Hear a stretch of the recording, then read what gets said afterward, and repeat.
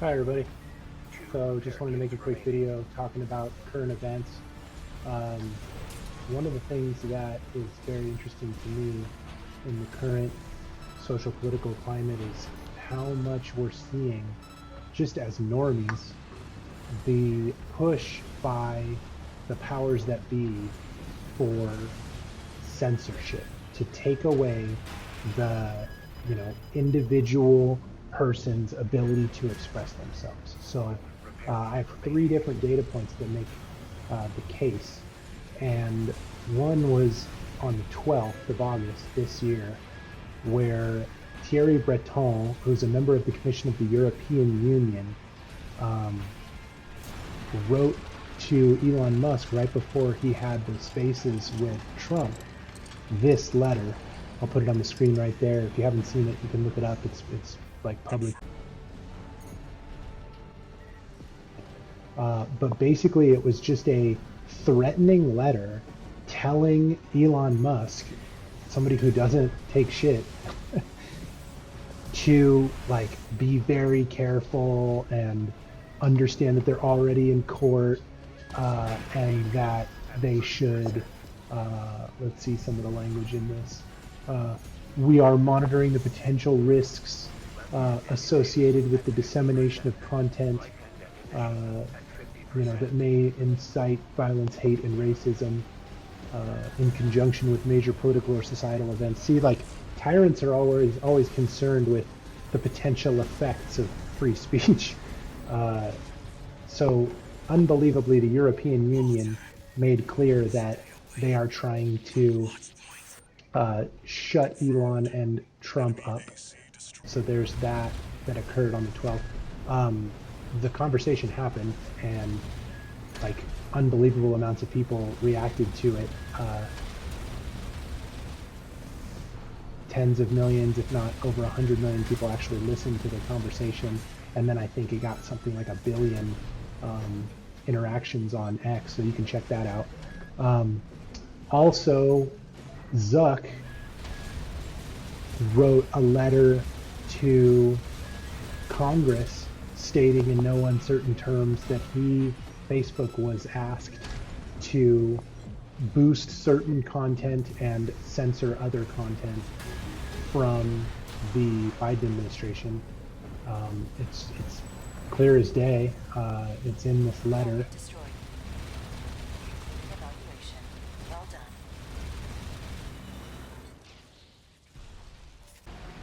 I don't know why he felt that he needed to make that information public, but he did, and it's clear that, in line with the Twitter files findings, that Twitter was pressured by, the executive or the intelligence branches of government to, push certain narratives and censor others.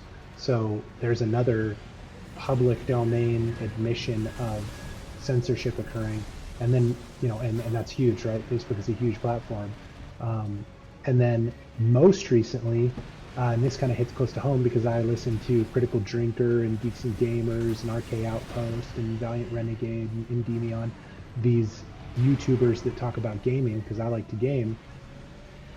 All of these guys were targeted for demonetization by the kind of long arm of Disney. Um, Disney and their shills cannot deal with the fact that their um, rehashes, if you can even call them that, their renditions of Star Wars, whether it's Star Wars Outlaws, the game, or the Acolyte, the TV show, have failed. They cannot deal with that. They can't deal with the fact that they've alienated, normal heterosexual white men, and then they have to face the fact that the people that have been alienated from the fandom don't turn up to watch their vanity projects. And so what do? They go on the offensive and attack the channels that are getting more views than their shows are. So you're seeing, for example, Critical Drinker get more views than than the Lord of the Rings season 2. You're seeing Nerdrotic get more views than the Acolyte. So they put this out, mass reporting all of these guys' channels to Team YouTube.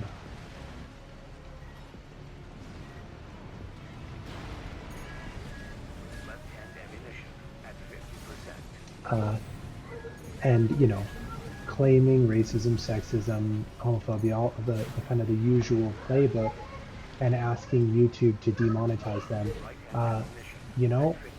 Luckily, and hopefully signs of a better tomorrow, YouTube wrote back and said there's no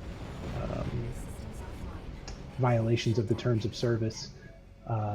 So it'll be interesting to see if there's kind of a counter push to this targeted harassment, and whether or not the people that are crying wolf against just critics of crap television and games, whether they'll have to answer for their attempt to send these guys to the gulag. So anyway, thanks for watching. Crazy evidence of censorship and the attempts of censorship from huge corporations and their shills. I never liked that word, but they're acolytes, and evidence as to the fact that it's not working. So anyway, thanks for watching. Love you guys. Appreciate it.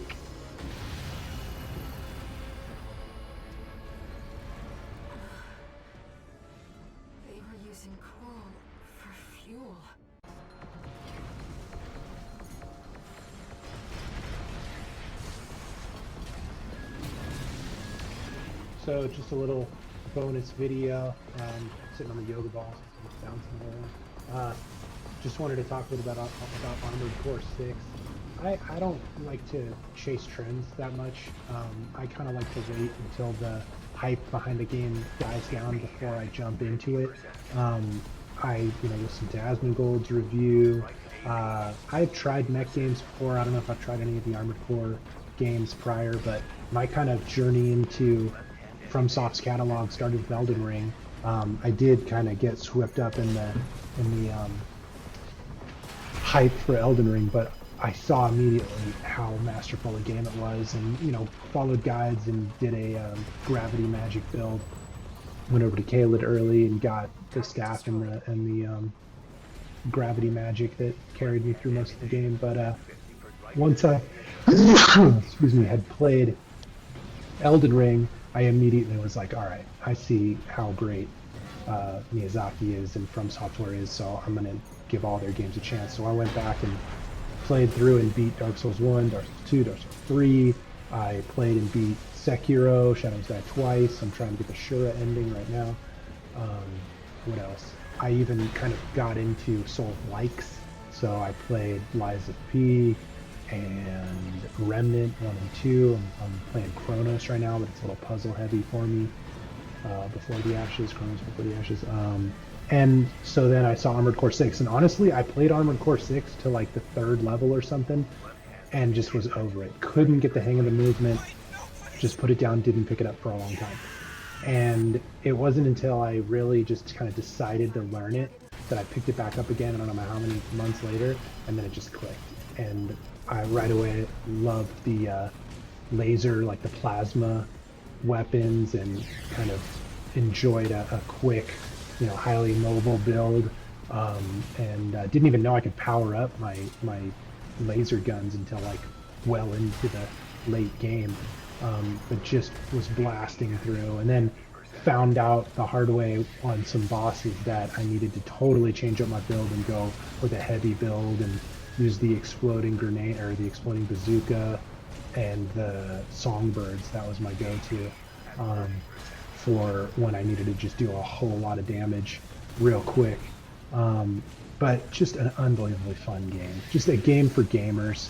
I promise you, if this game frustrates you, just watch some guides, or take your time and kind of learn how to use your boosts, and listen to the audio tells about when a big attack is coming your way. you know, understand the kind of damage you're doing, what enemies have shields, and you know how to overcome that, and it's just super duper fun. It seems a little bit over frenetic, I think, if you're not used to it, but it clicks, and it's just a great romp. And honestly, one of the great strengths of the game, surprisingly for a game about fucking robots, is the story. The story is actually heart-wrenching, and maybe that's a little strong, but it's heartfelt and it's well done, and the presentation is just wonderful. You have this kind of commanding officer. They call him the handler because you're a hound, you're this mercenary, but then you also have this kind of other influence in air, and I don't want to give away anything, but it's just really neat how the game is presented, and there's a whole lot of allegory there, and you know, lessons to be learned or what have you. It's just a really you can tell there was a lot of love put into the game in the way that it was crafted and presented, and I just think that's par for the course for From Software if you've played any of FromSoft games. So yeah, just a resounding, you know, positive review from me. I'd have to give it an A, maybe A minus, just for kind of the difficulty that I found in the early game, but that's more on me than on the game. I would have had a lot easier time had I played mech games previously. Like I thought Elden Ring when I first picked it up was too difficult, and found that to be really frustrating. But once I've played Dark Souls, it's like, oh, totally get it. Like, you have to understand the concept of a build. You have to understand, you know, the controls. You know, you have to understand how souls work, or runes. I forget what they call them in Sekiro. I forget. But you know, you have to understand the concept of you know, saving your progress or using your currency, or you know, getting to the next site of grace, or you know, bonfire.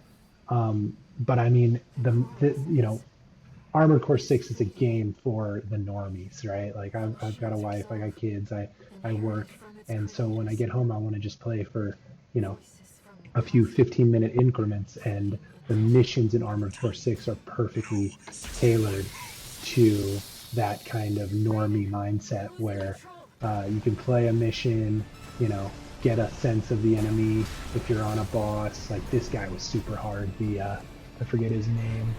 V2 Snail. He's the head of Arquebus, and man, his friggin' Kamehameha just effed me up.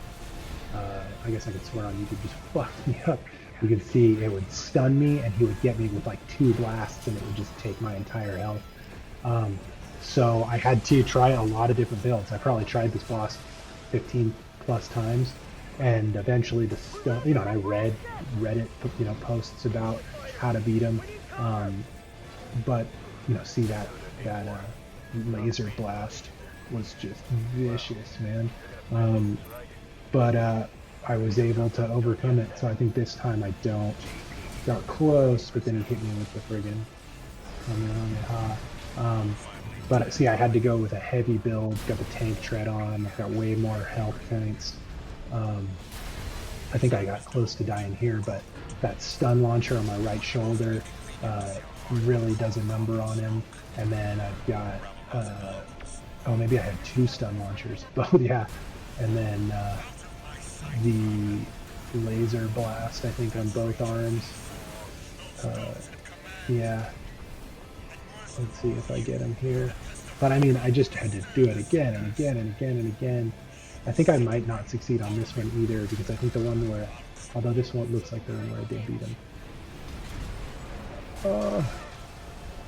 No, I think he gets me here, even though I'm working him. Because I think on the one where I beat him, I was using Songbirds, the exploding grenade launcher, the exploding bazooka. Yeah, so you took me out. For this one, I think I get him. Avoiding that spinning laser attack was like the most difficult thing for me. I figured finally if I got close to them, it made it easier for me, because they're just like super homing. difficult to miss. But yeah, the dual stun launcher is super vicious for enemies that have a shield, and then it like builds up the stun. Ooh, that's some lightning. Oh, did you hear the thunder? It's a thunderstorm by now.